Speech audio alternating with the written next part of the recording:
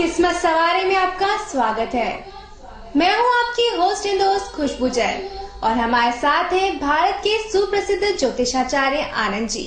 नमस्ते आनंद जी। नमस्कार खुशबू जी। नमस्कार दर्शकों।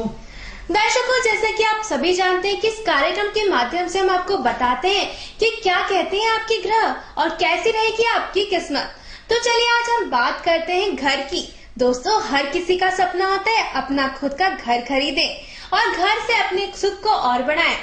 तो आचार्य जी, हम आपसे ये जानना चाहते हैं कि ऐसे कौन से ग्रह हैं जो घर खरीदने में मदद करते हैं या ये दर्शाते हैं कि हमें इस गोचर में, इस सन में हमें घर मिलेगा। देखिए खुशबू जी, कल भी हमने अपने दर्शकों को जानकारी दी थी कि हमारा जो महत्वपूर्ण है कि हर व्यक्ति का सपना होता है कि उसका घर होना चाहिए।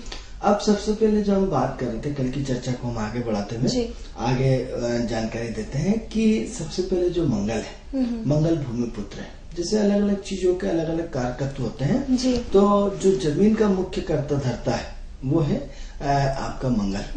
अब जैसे कि उसमें रेती, गिट्टी, सीमेंट, आपका ईंट, ये सब आता है शनि के अंतर्गत। और यदि हम दोनों का कॉम्बिनेशन, यदि मंगल और शनि के कॉम्बिनेशन की बात करें तो उसमें घर का निर्माण होता है। तो अब दो तरह के घर की, एक तो हम बना बनाया घर लेना चाहते हैं या आपको जमीन लेकर के हम मतलब बिल्डर के थ्रू बनाएंगे। तो इसमें दो अलग अलग चीजें होती हैं। तो अब सवाल ये कि यदि आपका मंगल स्ट्रांग है और मंगल की पोजीशन कुंडली में अच्छी है तो सबसे पहले आपको क्या करना पड़ेगा, प्लाट खरीदना पड़ेगा। अब सवाल ये है कि प्लाट खरीदना पड़ेगा, यहाँ तक तो ठीक है। अब प्लाट आप बनाएंगे या किसी बना बनाया खरीदेंगे। तो यदि बना बनाया किसी बिल्डर से आपने या ऑलरेडी किसी व्यक्ति ने मकान बना रखा है, वो बेच रहा है और आप उसको सिर्फ पेमेंट करना है और जाके रहना है, तो उसमें फिर शनि और मंगल का और गुरु का कॉम्बिनेशन आ जाएंगे। लेकिन बिना गुरु की शुभ दृष्टि से कोई भी जीवन में सफलता नहीं मिलती। लेकिन मंगल और शनि का इसमें सबसे बड़ा रोल रहेगा। अब सवाल ये हो रहा है कि कल भी हमने जब दिशाओं की बात करी थी, तो जैसे क्या होता है कि ज्योतिष में दक्षिण दिशा को लगभग सभी लोग अवॉइड करते हैं और उसको विरोध करते हैं। तो हमने कल भी चर्चा में आपको जैसे बताया था कि आप ये देखिए कि किसी भी देश का, किसी भी प्रदेश का, किसी भी गांव का, किसी भी शहर का, किसी भी कस्बे का, आप उसका साउथ देखिए, दक्षिण देखिए, आप देखेंगे कि वो स्थिति आपकी काफी डेवलपमेंट रहेगी या उस स्थिति में सबसे ज्यादा व्यापार होगा या उसमें व्यापार में उन्नति निश्चित रूप से होगी। जैसे कल हमने फिर बताया था, पुनः रिपीट करा रहे कि भारत का जो सबसे बड़ा साउथ है, दक्षिण भारत। आज हम जिंदा है तो दक्षिण भारत से, क्योंकि हमारी संस्कृति पूरे दक्षिण भारत से है, हमारा व्यापार पूरा दक्षिण भारत से, हमारा इम्पोर्ट एक्सपोर्ट पूरा हिंदुस्तान का आयात निर्यात किससे होता है, दक्षिण भारत से। पूरे बंदरगाह कहाँ है, पूरे दक्षिण भारत में। तो टोटल क्या हो रहा है कि सारी की सारी कंडीशन, यदि हम ये कह लें कि यदि दक्षिण दिशा खराब है तो हम कैसे मान लें कि दक्षिण दिशा खराब होती है। और यदि ज्यादा एग्जाम्पल जाएंगे तो जितने भी अरबपति, उद्योगपति, करोड़पति, नीलपति, शंखपति जितने भी है, सब दक्षिण भारत में ही निवास करते हैं। अब इस चर्चा को और हम आगे बढ़ाते हैं कि आप ये देखिए कि आपकी यदि मेष राशि है तो मेष राशि आपकी चतुर्थ स्थान में यदि आपकी कर्क राशि पड़ेगी। अब यदि कर्क राशि पड़ेगी तो कर्क राशि की जो दिशा है उसी दिशा में तो आपका मकान पड़ेगा। या अब तक कर्क राशि की दिशा जा दक्षिण है, तो मेष राशि वालों के लिए क्या हुआ, दक्षिण दिशा कर्म क्षेत्र के लिए, मकान के लिए अति शुभ हो गई। अब मान लो यदि वृषभ लग्न है तो वृषभ लग्न के हिसाब से उसकी स्ट्रेंथ बढ़ जाएगी, मिथुन आएगी तो उसकी पश्चिम दिशा होगी। तो सबसे पहले हम इस दिशा पे, इस विषय पर क्यों नहीं विचार करते हैं कि हर व्यक्ति की अपनी दिशाएं होती हैं। हर व्यक्ति की मतलब हर व्यक्ति की राशि के अनुसार उनकी दिशाएं, राशि के अनुसार उनके लग्नों के हिसाब से, उनकी दशाओं के हिसाब से, उसमें बहुत सारे बाय डेस्टिनी के हिसाब से अलग अलग कैलकुलेशन उसमें आएगा। अब सवाल ये कि एक ही मेष राशि का है, फिर प्रश्न करेंगे कि तो एक की तो दक्षिण हो गई, एक की तो पूर्व है, तो ये तो फिर डिफरेंस है कि दोनों मेष राशि का हुआ है। लेकिन उसकी डेस्टिनी, उसकी दशा, उसका भाग्य अलग चीज है, उसकी स्ट्रेंथ अलग चीज है, उसकी नक्षत्रों की पोजीशन अलग है। तो सवाल ये हो रहा है कि ये तो ज्योतिषीय गणना के आधार पर कैलकुलेशन, हर व्यक्ति की दिशा अपनी दिशा होती है। लेकिन हम इतना जरूर कहना चाहेंगे कि 12 राशियों की अपनी 12 दिशा है। 12 दिशा मतलब दिशाएं कितनी होती है? 4 होती है। लेकिन 4 दिशाओं के दो कोण होते हैं, उत्तर पूर्व और दक्षिण पूर्व। ऐसे हर के दो कोण होते हैं, एक ऊपर और एक आकाश और एक धरती। इस तरह दिशाएं 10 होती है। तो जो रावण को दशानंद कहा जाता था, वो ये 10 दिशाओं का मालिक होता था। तो उसको जहां भी यदि जरा से भी नेगेटिव पॉजिटिव ऊर्जा होती थी, उसको वो मतलब सेकंडों के अनुसार उसको क्या कर लेता था? कैच कर लेता था, उसको आभास हो जाता था। जैसे एग्जाम्पल के लिए आज हम राडार की किरणें या जैसे उपग्रहों के माध्यम से हम मालूम पड़ जाता है कि हमारा पड़ोसी देश क्या कर रहा है, कौन से उपग्रह है, कौन से। तो हम क्या होता है, राडार के थ्रू जो हमारी संचार व्यवस्था या एटीएम जो आपका चल रहा है, वो किसके थ्रू चल रहा है? उस राडार की व्यवस्था का उपग्रह के अंतर्गत चल रहा है कि कौन पैसे निकाल रहा है। और बैठे बैठे आदमी वहाँ बॉम्बे दिल्ली में बैठे बैठे आपकी सिर्फ कैमरे के माध्यम से पूरी उसकी तीखी नजर।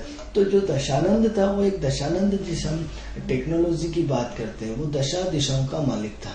यानी ये 10 दिशाओं का मतलब उस समय का सूचना तंत्र कितना हाई फाई रहा होगा। आज तो आप उपग्रह के माध्यम से, सैटेलाइट के माध्यम से सारी चीजें पता करते हैं, लेकिन उस समय तो रावण अपने आप में एक बड़ा सैटेलाइट थे। उस समय तो ना तो टीवी थी, ना सैटेलाइट था, कुछ भी नहीं था। लेकिन 10 दिशाओं का अर्थ और अनर्थ बहुत सारा निकाला जाता है। तो उसकी अपनी 10 दिशाओं का इतना बड़ा नेटवर्क होता था, इतनी बड़ी संचार होती थी, इतना बड़ा राडार होता था कि आज की राडार संख्या फेल है उसके सामने। तो वो हम मतलब हमारी भारतीय संस्कृति की टेक्नोलॉजी कितनी विकसित। अब सवाल ये हो रहा है कि जो 4th हाउस की स्थिति देखते हैं, तो सबसे पहले हमें 4th हाउस का वातावरण देखना चाहिए, 4th हाउस की स्थिति देखना चाहिए। अब सवाल ये हो रहा है कि 4th हाउस आपने मकान लेने की स्थिति देखी, तो कल भी हमने जैसे बताया था कि मकान लेने के लिए हर व्यक्ति स्टेटस वाला मकान लेना चाहता है। मित्रों, कोई भी छोटा काम करना नहीं चाहता, कोई भी लो कैटेगरी में काम नहीं करना चाहता, सब हाईफाई मेजोरिटी में चाहते हैं। अब यदि सारे के सारे लोग, यदि सूर्य और शुक्र वाला मकान यदि सबको मिल जाए, तो प्रकृति की व्यवस्था अनकंट्रोल हो जाए। क्योंकि सब यदि कोई बोले कि मैं तो झाड़ू ही निकालूंगा या गले की साफ नहीं करूंगा, मैं तो सब, तो कलेक्टर तो लिमिटेड बन सकते हैं ना, प्रधानमंत्री तो लिमिटेड बन सकते हैं ना, बड़ा आदमी तो एक लिमिटेड बन सकता है ना, हर व्यक्ति तो, क्योंकि सब पॉजिटिव हो जाएंगे तो नेगेटिव ऊर्जा कौन भोगेगा? तो प्रकृति का एक बैलेंस होता है कि किसी को अच्छा, किसी को खराब, किसी को अच्छी लोकेशन में, किसी को खराब लोकेशन में, किसी को झोपड़पट्टी में, किसी को हाई फाई में, ये सब तो मिलना तय है। अब सवाल है कि जिसका भाग्य बली होगा, जिसके प्रारब्ध अच्छा होगा, जिसकी डेस्टिनी मजबूत होगी, उसके आधार पे उसको अच्छा और बुरा मकान मिलेगा। अब सवाल ये कि सूर्य की डेस्टिनी लिखा के लाए हो, शुक्र की डेस्टिनी लिखा के लाए हो आप,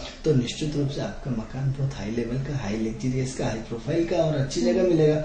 अब सवाल ये है मित्रों कि हम आपको फिर बताना चाहते हैं कि यदि सबसे पहले आदमी क्या चाहता है कि उसका पड़ोसी अच्छा हो। अब सवाल ये हो रहा है कि पड़ोसी यदि अच्छा है तो आप बड़े सुकून में रहेंगे, आपके आधी रात में काम आएगा, और पड़ोसी यदि अच्छा नहीं है तो आपको मजा नहीं आएगा। क्योंकि दिन भर आपके घर के बाहर जाते हैं, कुछ भी होते हैं, तो हम एक दूसरे के पड़ोसी, एक दूसरे के घर की सुरक्षा करते हैं। अब ऐसी कंडीशन में आपका तीसरा और 5वें घर का बहुत बड़ा रोल होता है, क्योंकि कुंडली के जो आस पास के दोनों घर होते हैं वो आपके पड़ोसी बताते हैं। अब एक दाया पड़ोसी या एक बाया पड़ोसी।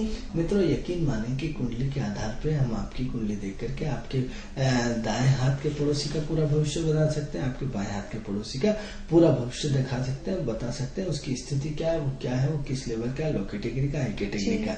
तो सबसे पहले क्या हो रहा है कि यदि आपकी कुंडली में यदि जो आपका पड़ोसी यदि लो कैटेगरी का लिखा है तो आप उसको बदल नहीं सकते, और हाई प्रोफाइल का लिखा है तो उसको बदल नहीं सकते। तो आप हो सकता है यदि आपको हाई प्रोफाइल का पड़ोसी मिल जाए तो उसके क्योंकि संगति का असर बहुत बड़ा होता है। तो क्या है कि आपकी संगति या उसकी संगति में आपका भविष्य बदल जाए, लेकिन ये सब भाग्य से होता है। तो अब सवाल ये हो रहा है, फिर हम मकान की चर्चा करते हैं कि साथ में आपको जब मकान लें तो आप अपनी कुंडली में अपने पड़ोसी की स्थिति अवश्य देख लें। अब पड़ोसी की स्थिति आपने देख ली, यहाँ तक तो कोई दिक्कत नहीं है। अब वो भूमि कितनी उपजाऊ है, अब भूमि कितनी उपजाऊ इन द सेंस क्या होती है कि खुशबू जी, मैं आपको बताना चाहता हूँ कि यदि कहीं जमीन बड़ी जागृत अवस्था में रहती है, ऐसी जागृत अवस्था में रहती है कि जिस दिन से आपने कदम रखा उस दिन से आपकी पूरी किस्मत संवर जाती है, आपका पूरा भाग्य बदल जाता है। आपके इर्द गिर्द सिवाय पॉजिटिव के अलावा, आपको उठने के अलावा आपका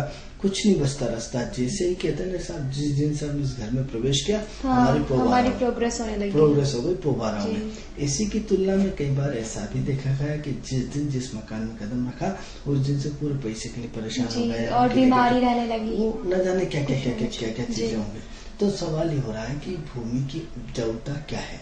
इसलिए हम सबसे पहले जब भी भूमि लें तो सबसे पहले उस भूमि स्थान को आप देखा होगा कि यदि आपने यज्ञ करवाया हो, यदि आध्यात्मिक कोई भी कार्यक्रम कराया हो तो क्या बोला जाता है, स्थान देवताभ्य नमः।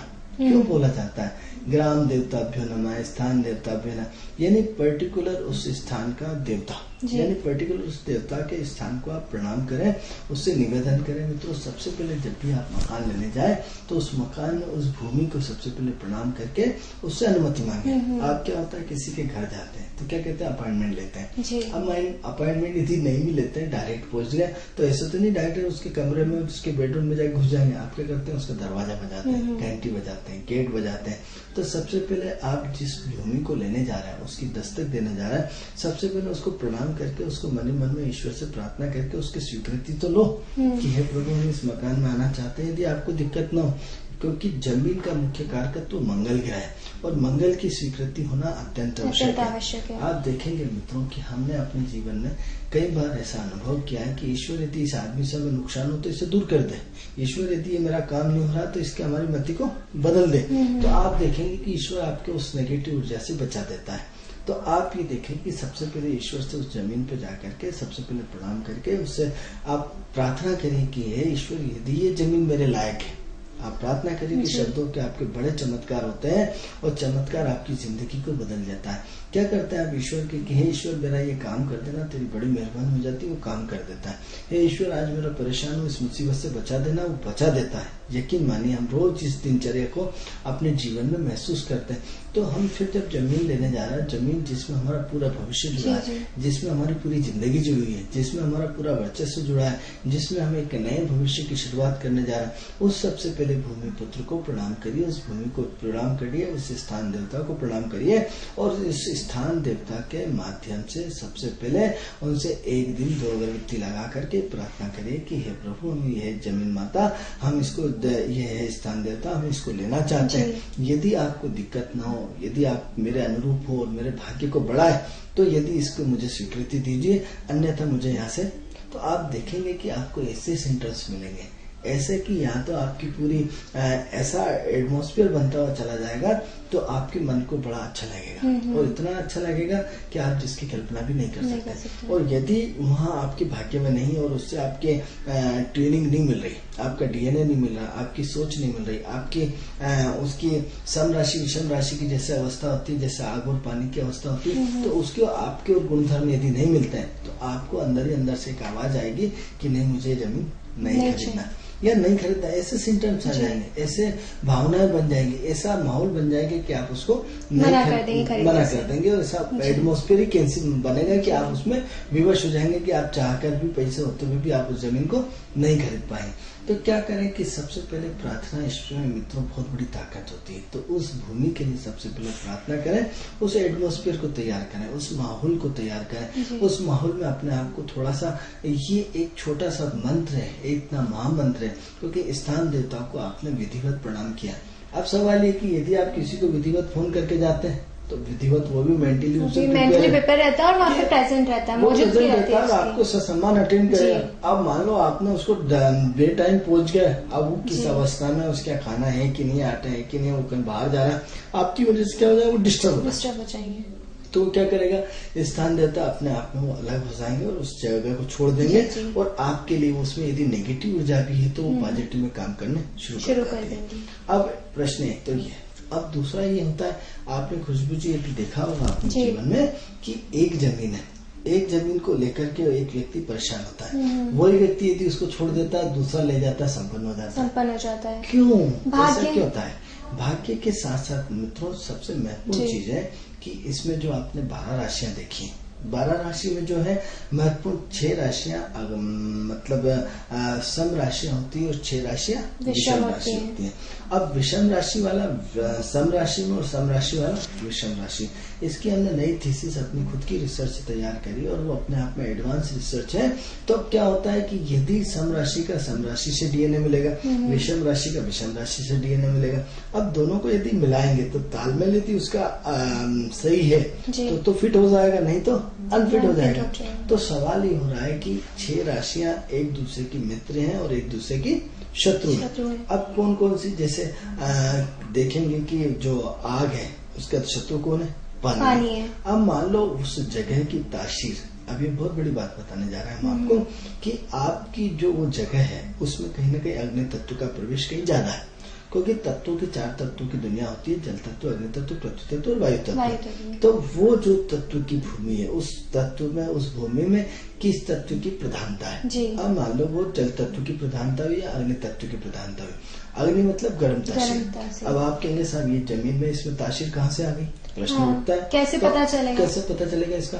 तो आप ये देखेंगे कि जरा सा अपना ग्वालियर के बेल्ट पे जाइए, भिंड मुरैना के बेल्ट पे जाइए, वहाँ का आपका जो पूरा भिंड मुरैना शिवपुरी का जो पूरा का पूरा बेल्ट है वो गरम तासीर का बेल्ट है। वहाँ की जमीन में गर्मी है, वहाँ की पानी में गर्मी है, वहाँ की तासीर है कि आदमी, छोटे छोटे बच्चे के पास भी घरों में बंदूकें होती हैं और लड़ाई झगड़े और इतने सबसे ज्यादा होते हैं। या वहाँ की लड़की यदि अपने शांत मालवा जैसे अंचल में आ जाए तो उनमें आपस में कहीं ना कहीं तालमेल नहीं बैठता, वो लड़की वहाँ की दादागिरी करती है। इसलिए कई बार हम जैसे ही भिंड मुरैना शिवपुरी के इलाके की यदि कोई लड़की आती है और शादी का विवाह, तो हम पहली बात तो कहते हैं कि इस प्रस्ताव को अस्वीकार कर दो, क्योंकि आप अपने बेल्ट में देखिए, क्योंकि वहाँ के जलवायु आपकी जलवायु से भिन्न जलवायु। अब वो पूरा बेल्ट का कौन सी तासीर का है, गर्म तासीर का। तो अब आप अपने आप में अनुभव कर लीजिए। तो अब सवाल ये, हमारा जो बेल्ट है भोपाल और भोपाल के आसपास का, वो ठंडा बेल्ट है, जलीय बेल्ट है, व्यवहार कुशल बेल्ट है। यानी आप देखा होगा कि मालवा और मालवा का अंचल कौन सा है, एक भावनात्मक प्रधान है, एक चंद्र वाला प्रधान है, एक जलीय प्रधान है। तो जल तत्व, पृथ्वी तत्व, अग्नि तत्व और वायु तत्व, तो ये अलग अलग तरह की जो तासीर है वो आपको अलग अलग बेल्ट में मिलेगी। अब सवाल हो रहा है कि एक बेल्ट को दूसरे बेल्ट में सम्मिलित करेंगे तो कैसे मिलेगा। अब इसका एग्जाम्पल यदि और गहराई से कि एक दारू वाले को ब्राह्मण के साथ बिठा दो और एक ब्राह्मण को दारू वाले के साथ, तो कैसे पिटेंगे। एक प्रवचन देने वाले को जुए सट्टे के साथ बिठा, जुए सट्टे या मांस खाने वाले को शुद्ध शाकाहारी के साथ और शाकाहारी को मांस, तो दोनों की जिंदगी खराब हो जाएगी। तो हमें क्या करना, दारू वाले को दारू वाले के साथ बिठाना और शुद्ध शाकाहारी वाले को शुद्ध शाकाहारी। तो उसमें क्या है, दोनों का अपना एक अपने आप में बहुत अच्छा बैलेंस होगा। आप समझ रहे बात को। तो अब ऐसी कंडीशन में क्या होता है कि जो आप भूमि देखने जा रहे हैं उस भूमि की तासीर आपकी तासीर से मिलती है या नहीं मिलती। अब मान लो वो भूमि जल, तो आप अग्नि तत्व की भूमि है और आप जल तत्व की भूमि है, तो बताइए खुशबू जी उस दोनों का कॉम्बिनेशन कैसे मैच खाएगा।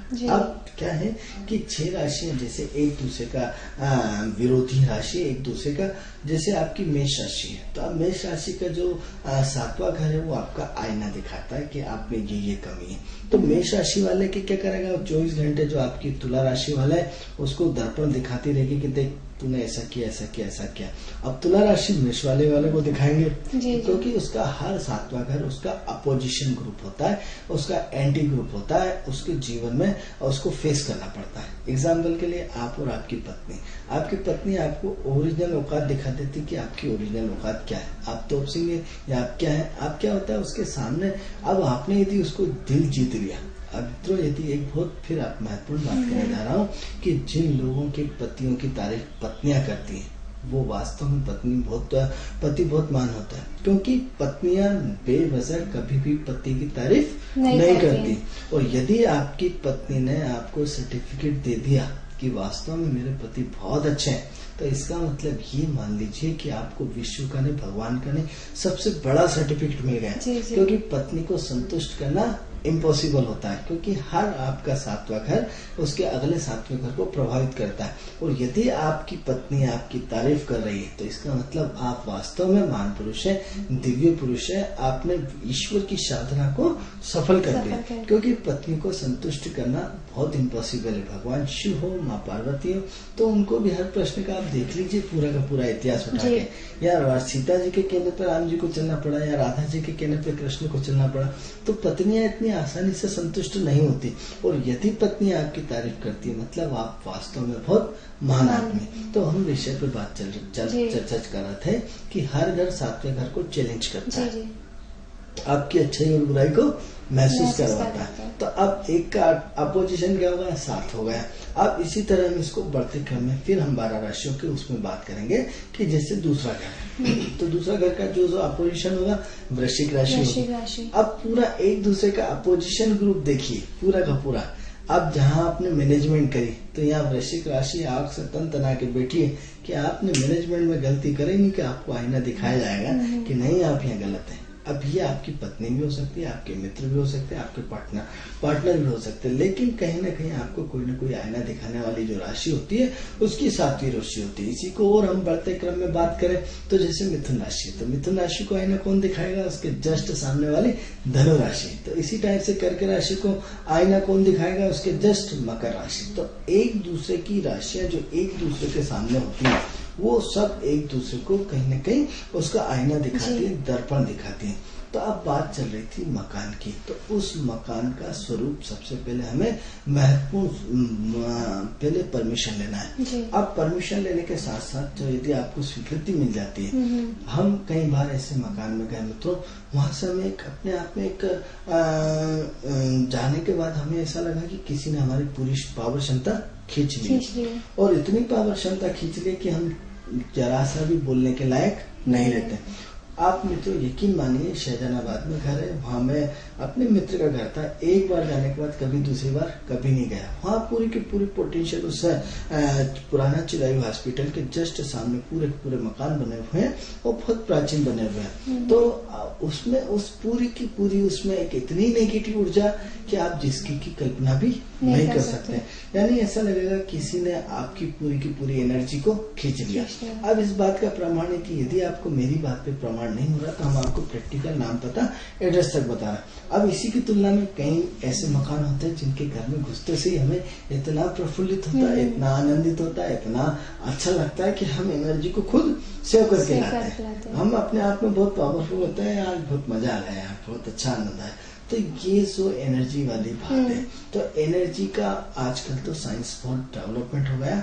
हमारे जो वास्तु शास्त्री, जो वास्तु विशेषज्ञ हैं, आजकल तो एनर्जी को नापने का यंत्र आ गया है। पूरी की पूरी एनर्जी को पूरा का पूरा उस मशीनों को, उस भूमि को एनर्जी के माध्यम से नापा जाता है। यदि इसमें बेल्जियम जैसे छोटे से देश में, वहां से पोलैंड और जमीन दो से सारी की सारी मशीन आती है और लगभग 129 वोल्ट की वो मशीन है, और उसको कई लोगों के पास है जो पूरी की पूरी एनर्जी को दिखाती है कि आपकी भूमि में कहाँ नेगेटिव ऊर्जा विराजमान है और कहाँ पॉजिटिव ऊर्जा विराजमान है और कितनी मात्रा में, और उसको बैलेंस भी कैसे किया जाए। तो अब सबसे पहले हमने जब इस चर्चा को हम तो हमेशा जारी रखेंगे 2-4 एपिसोडों में, लेकिन हम जितनी अधिक से अधिक जानकारी आप तक पहुंचा पाए तो हम आपको फिर उसको आगे की चर्चा करते हैं कि सबसे पहले आपने किसी के घर में आने की परमिशन ले ली। तो क्या करा आपने, उस मकान को खरीदने के लिए, उस जमीन को खरीदने के लिए सबसे पहले उस स्थान देता कि आपने परमिशन ले ली। अब परमिशन लेने के साथ साथ क्या करा आपने, उसका 20 सेंटर नापी। अब 20 सेंटर जैसे ही नापेंगे तो उस 20 सेंटर की जो स्थिति का मुख्य है, जिसे हम ब्रह्म स्थान बोला जाता है, जिसको हम 20 सेंटर बोला जाता है, तो हमें उस 20 सेंटर को सबसे पहले क्या करना है, उसमें एक तुलसी का पौधा लगाना है। अब हमेशा याद रखिए कि ब्रह्म स्थान में कोई भी बीम नहीं होना चाहिए, कोई भी वहाँ की स्थिति में ऐसा नेगेटिव पॉइंट होना चाहिए। उस ब्रह्म स्थान को हमेशा खाली रखना चाहिए, यानी वो आपका चारों दिशाओं का जो 20 सेंटर होता है। अब 20 सेंटर पे ये हमारा सिर हो गया। अब सिर पे कोई यदि कोई बड़ा वजन रख दे तो क्या वो उठ पाएगा, बोल पाएगा? तो ऐसी स्थिति में ना तो उसके चारों तरफ बीम होना चाहिए, ना उसके चारों तरफ कुछ होना चाहिए, सिर्फ एक खाली सा एक तुलसी का पौधा होना चाहिए।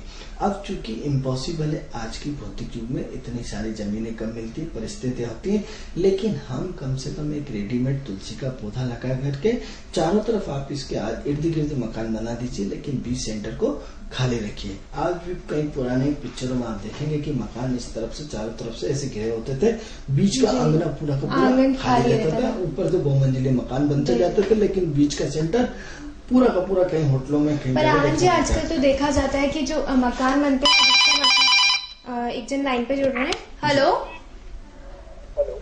हाँ जी, कहाँ से बोल रहे हैं आप? भोपाल से बोल रहा हूँ। जी बताएं आप कहाँ से? कोलार से बोल रहा हूँ। जी जी कोलार से बोल रहे हैं। आप क्या जानना चाहते हैं? मैं अपनी बेटी के बारे में जानना चाहता हूँ। उसका बर्थ डेट है 28/11/1989। जी जी सुबह 5:05। 28/11/1989। 89 सुबह 5:05 सुबह 5:05 पे हुआ है। विदिशा में। जी कहाँ पे हुआ है? हाँ विदिशा में हुआ है। विदिशा में हुआ शादी के है। बारे में जानना चाहता हूँ। उसका कैरियर कैसा रहेगा ये मुझे बता देंगे। जी जी ये उसके कैरियर के बारे में जानना चाहते हैं और शादी के बारे में। देखिए ऐसा है, आपकी कुंडली तुला लग्न की कुंडली है और तुला लग्न की कुंडली में मंगल आपके लग्न में विराजमान है और सेकंड हाउस में आपका सूर्य बुध और चंद्र विराजमान है और तीसरे घर में आपके शनि और शुक्र है और चौथे घर में राहु है, दशम घर में केतु है और 9th हाउस में गुरु विराजमान है। ये आपकी ग्रहों की स्थिति हो गई। अब प्रश्न ये उठता है कि आप काफी सिद्धांतिक हैं, काफी दूरदर्शी हैं, काफी व्यवहार कुशल हैं और कहीं ना कहीं थोड़ा सा गुस्से के तेज हैं, क्योंकि आप गलत चीजों पे आपको बहुत ज्यादा गुस्सा आता है, गलत चीजों पे आप किसी की बर्दाश्त नहीं करते हैं। बाकी एक्टिव होते रहते हैं, खर्चीले बहुत हैं, अपनी ज्यादा चलाते हैं, ज्ञानी ज्यादा है। तो ये आपकी कुंडली दिखाती है। अब प्रश्न होता है शादी का। तो जो हम शादी की पोजीशन देख पा रहे हैं कि वर्तमान समय में आपकी बुध की महादशा चल रही है, तो बुध कहीं ना कहीं आपको कैरियर की तरफ प्रोत्साहन कर रहा है।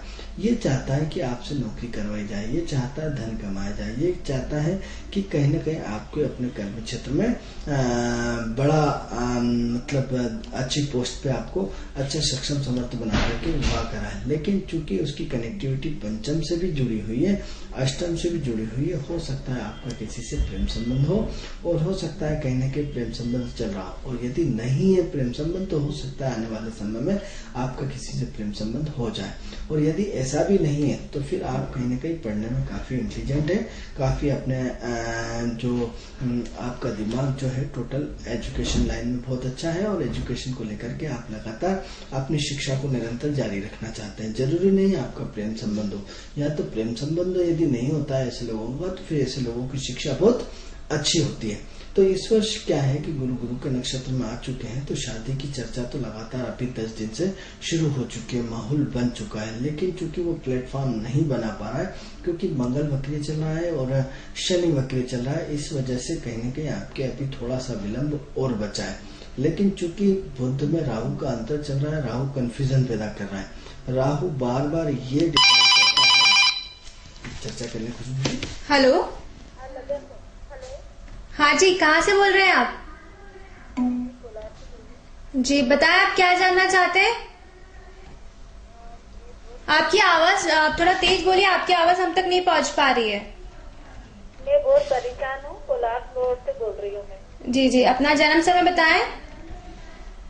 मेरा जन्म समय तो मेरे पिता माता को मालूम नहीं है, वो सावन के महीने में बता रहे हो और 30-33 साल की हूँ। एक नंबर बता दें। कोई सा एक नंबर बताइए आप।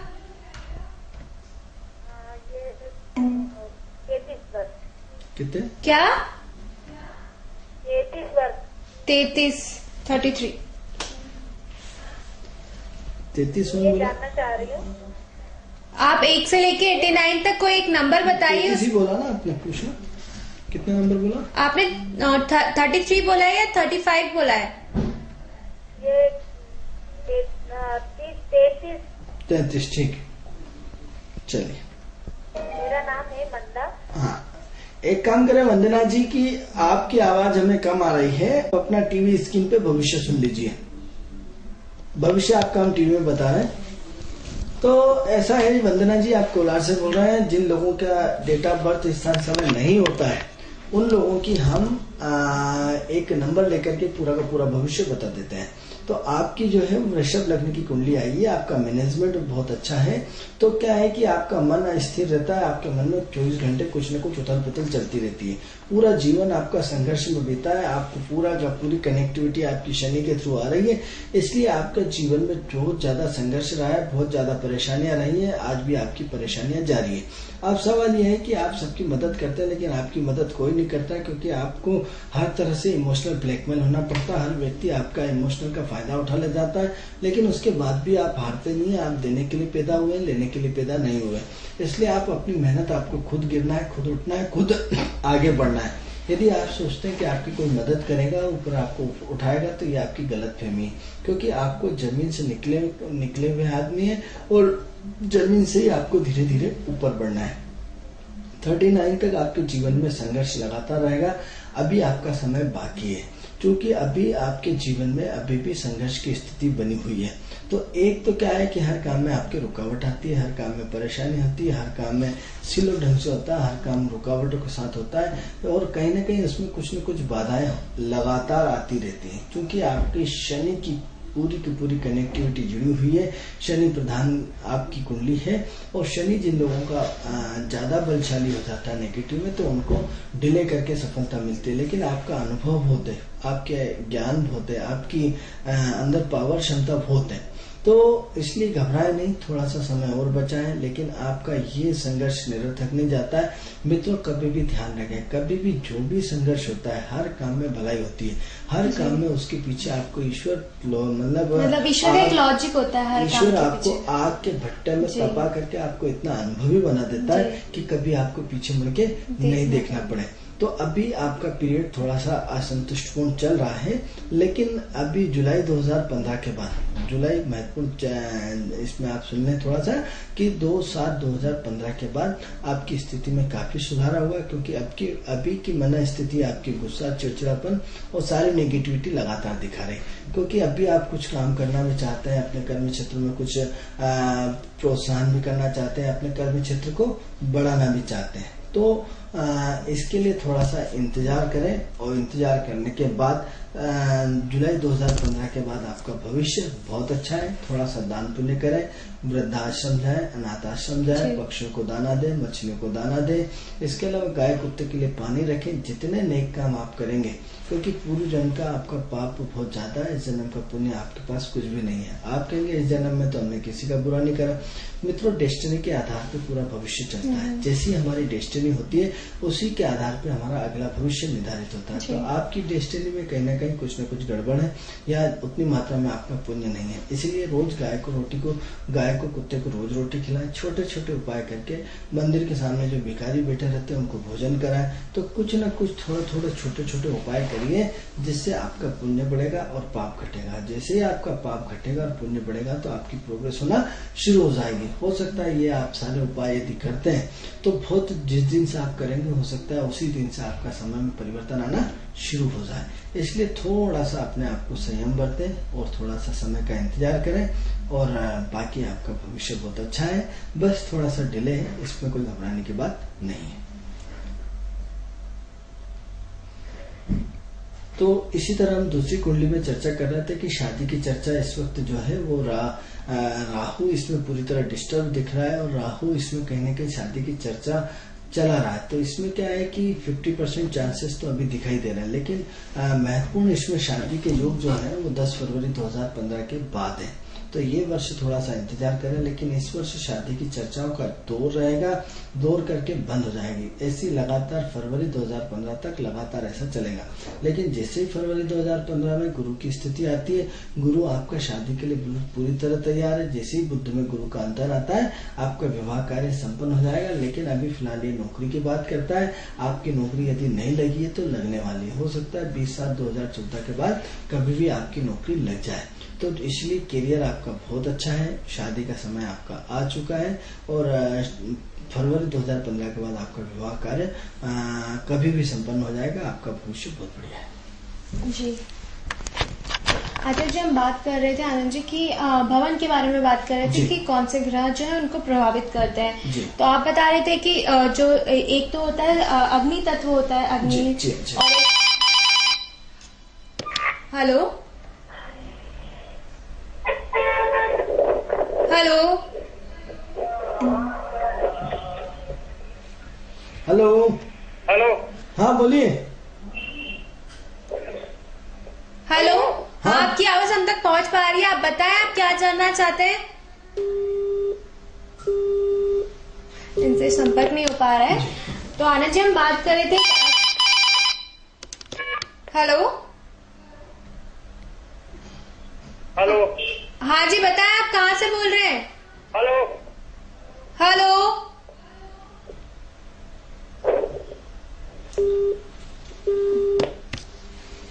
तो आनंद जी, हम बात कर रहे थे भवन से संबंधित जी। कि कौन से ग्रह उसको प्रभावित करते, तो आपने बताया था एक तो अग्नि तत्व होता है और एक जल तत्व होता है, जी। मतलब दोनों एक दूसरे की अपोजिशन में होते हैं। बात ये चल रही थी खुशबू जी जी। कि हम एक दूसरे को प्रभावित तभी कर सकते हैं जब हमारे डीएनए एक दूसरे से जुड़े। मैच करें जी। अब सवाल ये है कि एक का प्लग दूसरा उल्टा सीधा चलेंगे तो क्या आएगा, लाइन फॉल्ट हो जाएगी। जी। तो अर्थिंग को अर्थिंग से जोड़ना पड़ेगा, फेस को फेस से जोड़ना पड़ेगा। यदि दोनों को नेगेटिव पॉजिटिव में जोड़ दिया तो क्या होगा, आप वो डिस्टर्ब हो जाएंगे। जी। तो इसी कंडीशन में आपको उदाहरण देते हैं कि एक कॉलेज स्कूल में आप पढ़ते हैं, एक स्कूल में 30 विद्यार्थी होते जी। हैं, 30 से तो आपके संबंध नहीं होते हैं, आपकी दोस्ती सिर्फ 10 लोगों से होती है। 10 लोगों में भी 5 लोग ऐसे होते हैं जो आपके काफी फास्ट फ्रेंड होते हैं। अब फास्ट 5 में भी 3 ऐसे होते हैं, 2 ऐसे होते हैं, 1 ऐसे होते हैं जिनके आपके बहुत अच्छे क्लोज होता है। प्रश्न ये उठता है कि उन 30 लोगों ने आपका क्या बिगाड़ा था या उन 20 लोगों ने आपका क्या बिगाड़ा था जिसने आपके संबंध नहीं होते, वो किसी दूसरे ग्रुप में इन्वॉल्वमेंट होते हैं। तो इसका मतलब ऐसा हुआ कि जिसका जिससे डीएनए मिलता है, जिससे जिसके गुण मिलते हैं, जिसकी सोच मिलती है, उसके आधार पे हम अपने दोस्तों का चयन कर लेते हैं, उसी में हम अपने एटमॉस्फेयर में रहना पसंद करते हैं। जैसे जंगल वाला प्राणी तो जंगल में अच्छा लगेगा, शहर वाले को शहर में अच्छा लगता है, गांव वाले को गांव में अच्छा लगता है। आप गांव वाले को शहर में पटक दो, शहर वाले को जंगल में पटक दो, तो क्या हो जाएगा, पागल हो जाएगा, क्योंकि वो उसके एटमॉस्फेयर के लायक नहीं होता, वो उसके एटमॉस्फेयर के लायक नहीं होता। वहाँ का कल्चर, वहाँ की संस्कृति, वहाँ का धर्म, उसका एटमॉस्फेयर, उसकी सोच, उसका रहन सहन, उसका खान पान उन सबसे भिन्न भिन्न भिन्न होता है। और वहाँ की शैली को हम जैसे बॉम्बे जैसी या विदेशी कंट्री जैसी दिनचर्या को हम अपने जीवन में नहीं ला सकते, हमारी दिनचर्या को वो अपने जीवन में नहीं ला सकते हैं। और यदि एक दूसरे की नकल करने की कोशिश करें तो पिछड़ जाएंगे, हास्य का पात्र बनेंगे, परेशान हो जाएंगे, या कहीं ना कहीं जिंदगी डिस्टर्ब हो जाएगी। तो ऐसी कंडीशन में क्या होता है कि हमें अपने देश का और वातावरण परिस्थिति के हिसाब से एडजस्ट करना पड़ता है। आनंद जी, मैं यहाँ पे आपको रोकना चाहूंगी क्योंकि हमारा जो समय है वो बिल्कुल कम है और आगे भी नेक्स्ट हम अपने कार्यक्रम को जारी रखेंगे, इस विषय को जारी रखेंगे। तो दर्शकों, सबसे पहले आपको बताना चाहूंगी कि अगर आपकी कोई भी समस्या है भूमि भवन को खरीदने से संबंधित या किसी भवन को खरीदना चाहिए या नहीं खरीदना चाहिए, तो हमारा जो नंबर नीचे फ्लैश हो रहा है उस पर संपर्क करें। उस पर संपर्क करने से आनंद जी आपकी समस्या का समाधान जरूर करेंगे। तो दर्शकों, अब वक्त तो चला आपसे विदा लेने का। अगले दिन फिर मिलेंगे इसी समय इसी शो में, तब तक के लिए नमस्कार। नमस्कार दर्शकों।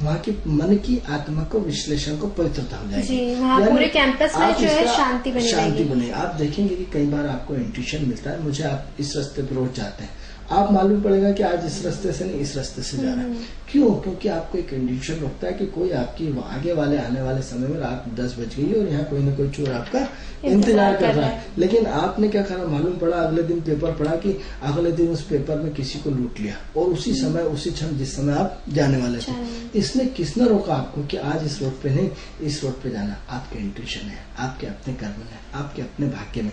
तो आज थोड़ा सा हर गांव में खेड़ापति हनुमान जी गवर्नमेंट को जागृत करके एक नक्शे में खेड़ापति हनुमान जी का प्रावधान हर कॉलोनी में कर देना चाहिए, क्योंकि स्वरूप बदल गया। अब जो है वो गांव शहरों में तब्दील हो गए, तो शहर क्या हो रहा है, कॉलोनी में तब्दील हो रहा है। अब कॉलोनी अभी छोटी मोटी नहीं बन रही। अब मान लो 10 एकड़ की कॉलोनी में कम से कम 500,000 मकान, तो 500,000 मकान के लिए यदि आपने खेड़ापति उनके जस्ट गेट के बाहर जहाँ चौकीदार रहता है उसके बाहर यदि खेड़ापति हनुमान जी का मंदिर बना दिया, तो उसका आपने क्या करा, उसकी एक पूरी सुरक्षा कवच की लाइन खींच दी। तो आप देखेंगे वहाँ पूरे लोग बिंदास रहेंगे, आत्मीयता से रहेंगे, गलत विचार नहीं आएंगे, गलत कुछ नहीं होगा। तो थोड़ा सा प्रयोग हमें करना पड़ेगा अपने आप को सुधारने के लिए, क्योंकि मित्रों ये विषय बड़ा व्यापक है और इस विषय को हम पूरा जारी रखेंगे, क्योंकि हमें आपको बहुत महत्वपूर्ण जानकारियां अभी और बहुत सारी बाकी हैं। इसलिए थोड़ा सा अपने आप को पेशेंस बना के रखें, क्योंकि ये विषय हमारा एपिसोड लगातार चलता रहेगा। समय अभाव है, समय की कमी के कारण हमें दर्शकों से विदा लेना पड़ेगा। तो दर्शकों, अगर आपको कोई भी समस्या, पारिवारिक कलह हो रहा है या बच्चे आपके पढ़ नहीं रहे हैं या बच्चों में भी किसी प्रकार की समस्या है, बीमारी को लेकर या किसी भी चीज को लेकर या प्रॉपर्टी खरीदना चाहते हैं तो हमारा जो नंबर स्क्रीन पे फ्लैश हो रहा है उस पर जरूर संपर्क करें। आनंद जी आपकी समस्या का समाधान करेंगे। तो दर्शकों, कार्यक्रम में फिलहाल इतना ही। अगले दिन फिर मिलेंगे इसी समय इसी शो में। तब तक के लिए नमस्कार। नमस्कार।